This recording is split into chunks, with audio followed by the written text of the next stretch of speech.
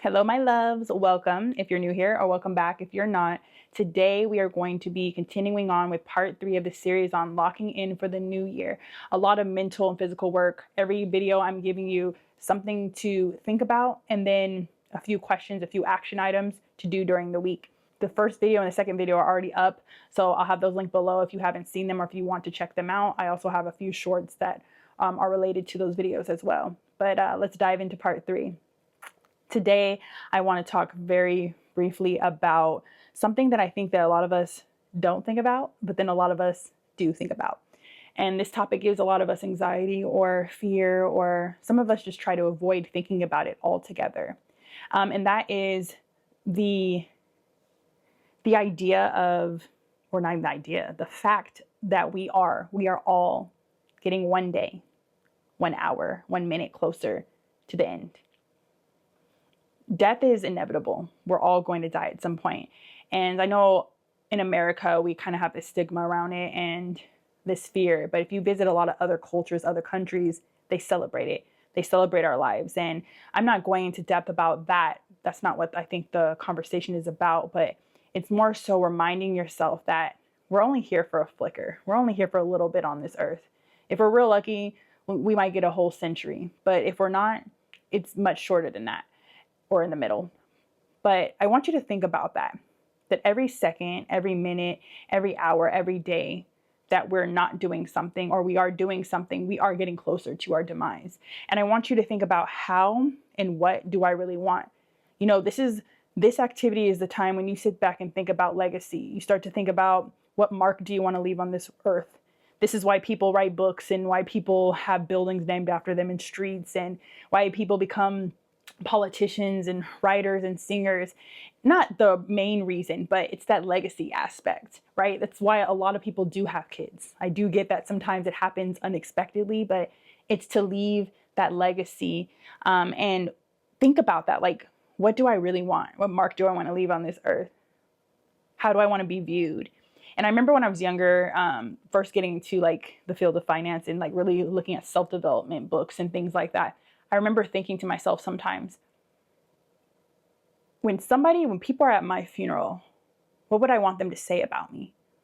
I get that there's some people who are just not good people and people still say nice things about them at funerals, but I really got to thinking, what would I want someone to say about me? How would I want them to feel about me? Would I want them to say, you know, she went after everything she could, she was a good person, she was loving, she stood up for herself, she, you know, had boundaries? Or would I want them to be like, she failed all the time and she never got back up? She never learned from her lessons. She was big-headed, because I do have a big head. But she was big-headed. You know, what do you want them to say? And I want you to think about that, and you could write it down. You can, you know, just think about it. What would you want them to say about you? Do you want to have regrets? Like, when you're at that time, you know, when it's reaching the end, do you want to die empty?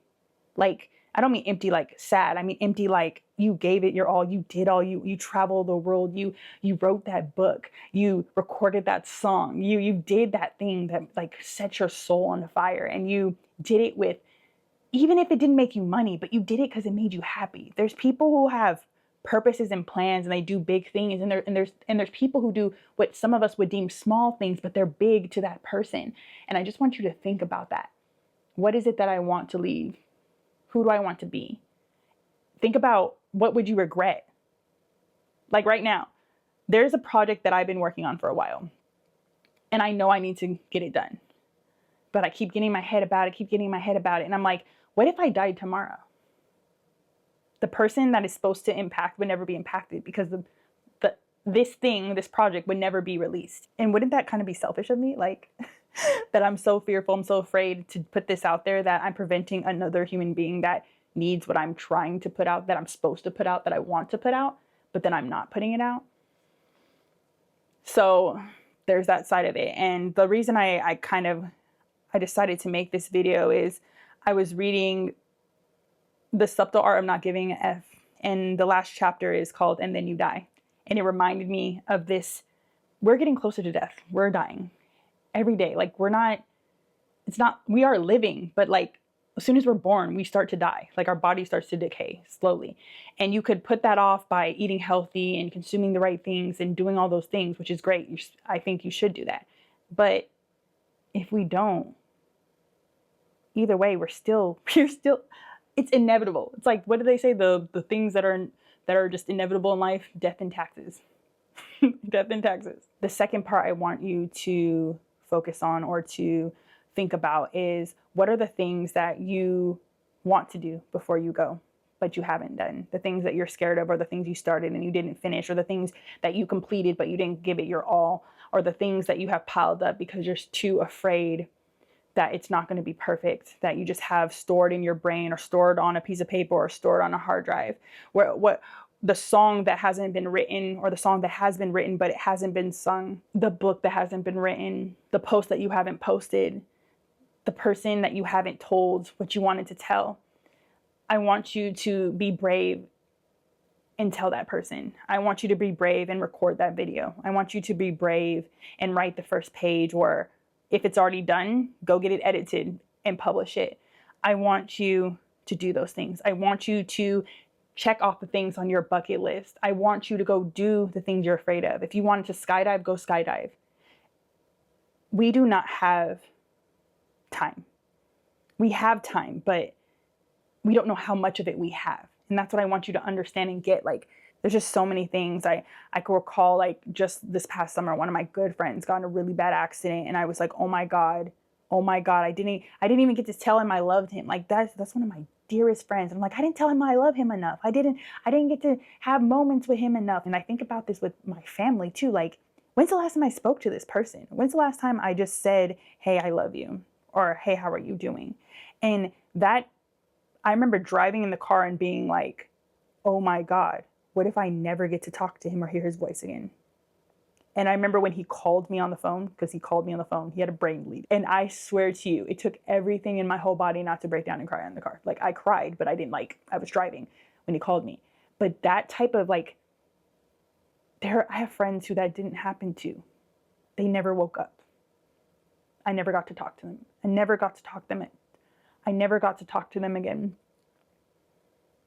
And I don't want you to live your life in fear like that. I'm just saying that understanding and acknowledging that we do not necessarily have that much time. We don't know. And I want you to live your life like that. And that's why these videos are out here, because if you're waiting till January 1st, I mean, the truth is you may not be here on January 1st. Like, we don't know. I don't know if I'm going to be here tomorrow.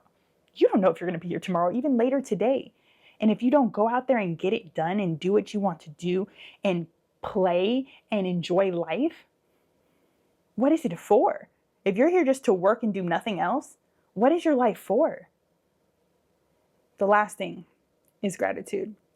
I was going to make a whole nother video on gratitude, and maybe I still will on a later date, but I want you to be grateful and thankful for what you do have. I want you to every day speak out loud 3 things, or write 3 things, or think about 3 things that you are grateful for. And again, not just, I'm grateful for my bed. No, I'm grateful for the bed because I'm able to sleep in it. I have a roof over my head. I'm safe. I'm grateful for the car that I'm able to sleep in so that I don't have to sleep on the street.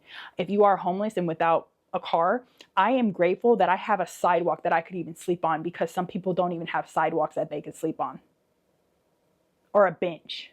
Oh, I'm thankful that I have eyes that could see so that I could watch these videos, or I could read a book. Or I'm grateful that I have ears to hear. I'm grateful that I have a mom who loves me, or a dad who loves me, or a guardian who loves me, or friends who love me. I'm grateful that there's grass outside, because some people don't see grass. Like, I literally live in Las Vegas and there's like barely any real grass. I didn't have gratitude for grass when I lived in California because it was available. But now I'm like thankful. I'm thankful that I had that, because grass is not everywhere. I'm in the desert. I'm in the desert.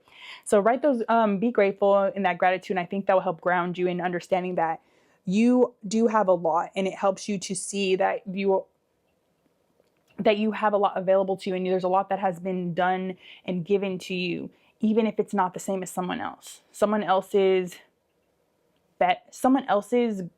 The things that somebody else is grateful for might be different than yours, but it doesn't mean that you're any better or they're any better, you're any worse and they're any worse. just be grateful. And I promise you, the more you start to practice this gratitude part of it, like being grateful that you woke up this morning, it will change you. And don't forget it, because we forget it. Like even me, I forget. We really don't have that much time, y'all. Like it's a lot of time, but any person who's older will tell you, like, it went by so fast. It went by so quick. 50 years of marriage went by so quick. My 40 years in a career that I hated, it went by so quick. I didn't get to write the book. I swear to you, I was going to do it, but man, time went by so fast. But that's it for the video. Definitely, like I said, if you haven't checked out the first 2 videos, I have them linked below, so check those out. Thank you so much for watching, and I will see you in the next video. With all my love, Lana.